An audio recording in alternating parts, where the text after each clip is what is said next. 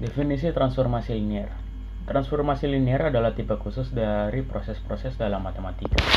Proses-proses ini melibatkan struktur matematik, seperti vektor dan matriks. Transformasi juga menggunakan operasi-operasi matematik.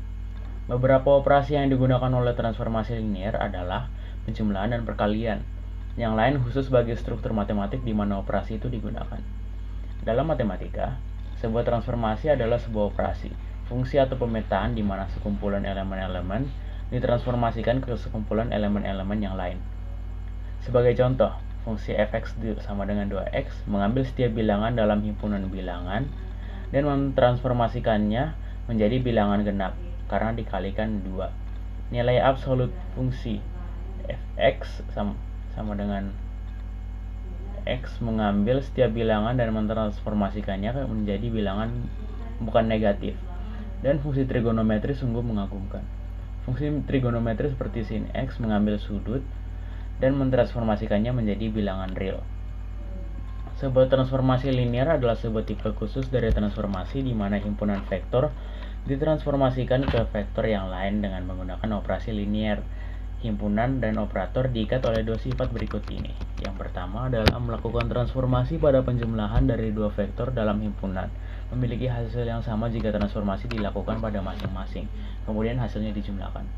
Yang kedua adalah melakukan transformasi pada perkalian antara sebuah skalar dengan menggunakan vektor. Akan sama hasilnya jika skalar C dikalikan dengan hasil transformasi pada vektor. Definisi dari transformasi linear melibatkan dua operasi dan sifat-sifat mereka. Banyak sifat-sifat yang lain dari aljabar juga berlaku pada operasi linear, bila mana satu atau lebih vektor atau transformasi dilibatkan. Beberapa sifat-sifat aljabar yang Anda temukan yang berhubungan dengan transformasi linear adalah komutatif, asosiatif, distributif, dan operasi dengan nol.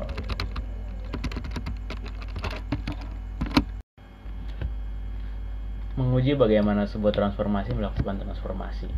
Untuk menjelaskan dengan kata-kata bagaimana sebuah transformasi terjadi dari satu himpunan ke himpunan yang lain, perlu diikuti dengan ilustrasi dan beberapa contoh. Misalkan transformasi linear berikut ini, yang disimbolkan dengan huruf besar T. Deskripsi dari T adalah seperti gambar berikut, yang dibaca sebagai transformasi T mentransformasi vektor 3 kali 1 menjadi vektor 2 kali 1.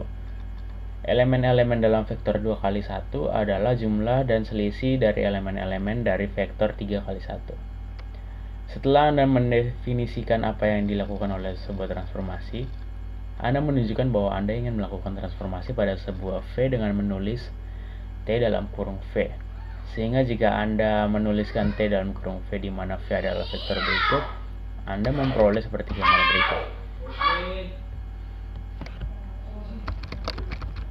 Operasi linear dari sebuah transformasi linear boleh juga melibatkan perkalian dari sebuah matriks kali vektor. Sebagai contoh, jika Anda memiliki matriks A, maka notasi Tx sama dengan Ax dibaca. Transformasi T pada vektor X dilakukan dengan mengalihkan matriks A dengan vektor X. Bila mana sebuah transformasi linear didefinisikan menggunakan perkalian matriks, vektor-vektor itu harus memenuhi orde dimensi sehingga perkalian matriks dapat dilakukan di antara mereka. Sebagai contoh, misalkan transformasi yang melibatkan matriks yang ditunjukkan berikut. Transformasi Tx sama dengan Ax. Matriks A dapat mengalihkan setiap vektor 3 kali 1 dan hasilnya adalah vektor 3 kali 1. Misalnya matriks A berisi 2, 0, 1, 3, 1, 1, 4, 3, 0. Melakukan transformasi linear T pada vektor X seperti ditunjukkan berikut ini.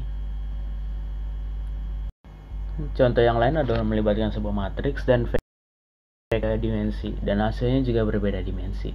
Misalkan sebuah matriks B mentransformasikan W di mana W kali V sama dengan B kali V, di mana matriks B memiliki dimensi 2 kali 3 dan vektor V berdimensi 3 kali 1, dan hasilnya adalah vektor berdimensi 2 kali 1 seperti pada contoh berikut ini.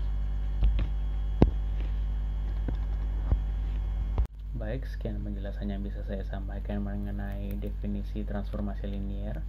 Selanjutnya penjelasan mengenai sifat-sifat transformasi linear akan disampaikan oleh teman saya Brian Warbu. Terima kasih. Mari kita lanjutkan pembahasan kita. Sekarang kita membahas tentang sifat-sifat transformasi linear.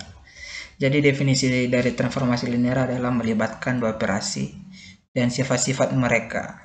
Jadi mereka melibatkan dua operasi itu dari sifat-sifat mereka.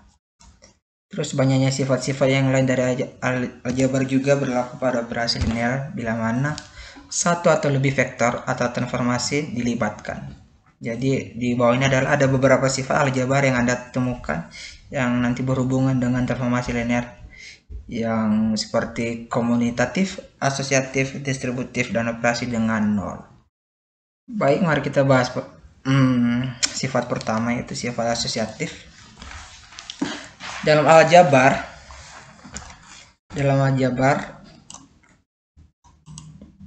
sifat-sifat asosiatif dari penjumlahan membangun bahwa ketika menjumlahkan X, Y, dan Z, Anda akan mendapatkan hasil dengan menjumlahkan penjumlahan dari X dan Y ke Z, dengan menjumlahkan X ke hasil penjumlahan ke penjumlahan Y dan Z. Ini. Dan hasilnya yaitu X tambah Y tambah Z sama dengan X tambah dalam kurung Y tambah Z. Jadi sifat dari asosiatif penjumlahan berlaku bagi transformasi linear ketika melakukan lebih dari satu transformasi sebuah vektor. Ini salah satu contohnya, diberikan vektor F, V, dan transformasi linear T1, T2, dan T3, dan hasilnya seperti berikut. Atau bisa dituliskan dengan lebih sederhana lagi. Ini adalah hasilnya seperti ini, teman-teman. T1 tambah T2 plus T3 dengan hasil T1 sama tambah T2 tambah T3. Jadi mari kita langsung saja kita bahas contoh. Sebagai contoh, misalkan T1, T2, dan T3 adalah transformasi linear yang didefinisikan sebagai berikut. Seperti gambar berikut, teman-teman. Dan membandingkan dua kelompok yang didefinisikan dengan sifat asosiatif dan menerapkan transformasi, Anda akan dapat menghasilkan nilai yang sama. Kemudian ini sifat komutatif. Sifat paling penting dalam aljabar dan area matematik yang lain karena fleksibel. Jadi ketika urutan tidak dipermasalahkan. Penjumlahan bilangan real bersifat komutatif karena Anda dapat menjumlahkan dua bilangan dengan urutan sebaliknya, dan Anda akan mendapatkan jawaban yang sama, atau X tambah Y sama dengan Y tambah X. Pengurangan tidak bersifat komutatif karena jawabannya akan berbeda gitu. Jadi kalau jawabannya berbeda, tidak akan dilakukan pengurangan yang bersifat komutatif. Sebagai contoh, 10 kurang 7 tidak akan sama dengan 7 kurang 10, karena mereka nanti nilainya beda, walaupun agak mirip-mirip soalnya, tapi itu tidak beda. Sifat komutatif dan penjumlahan berlaku pada transformasi linear ketika Anda melakukan lebih dari satu pada sebuah vektor. Diberikan vektor V dan transformasi linear T1 dan T2 dengan hasil sebagai berikut. T1 dalam kurung V tambah T2 dalam kurung V sama dengan T2V tambah T1V. Atau lebih sederhananya lagi, T1 tambah T2 tambah sama dengan T2 tambah 1.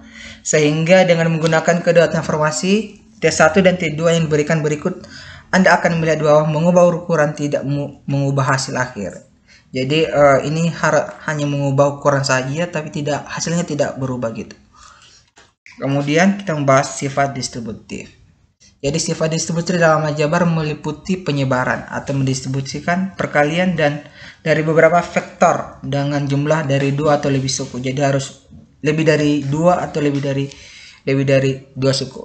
Jadi sebagai contoh, mendistribusikan angka 2 pada 3 suku-suku variabel. 2x tambah 2y tambah 3z sama dengan hasilnya 2x tambah y tambah 6z. Transformasi linear juga memiliki hukum-hukum distributif. Jadi hukum pertama adalah diberikan vektor V dan transformasi linear T1, T2, dan T3 dengan hasil sebagai berikut. T1 kali T2 tambah T3 kali V tambah T1 kali T2 kali V tambah T1 T3 oke.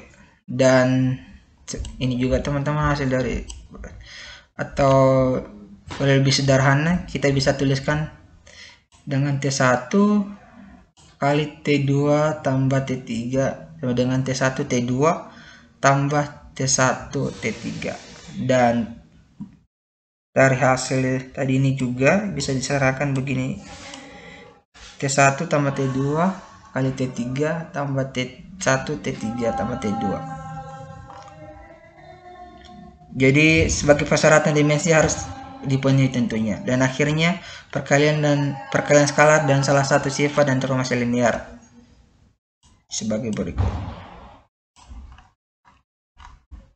Terima kasih. Jadi sekian dari pembahasan kami dari kelompok kami mengenai transformasi linear. Mudah-mudahan apa yang kami sampaikan bisa dapat dipahami oleh para pendengar yang menonton video ini.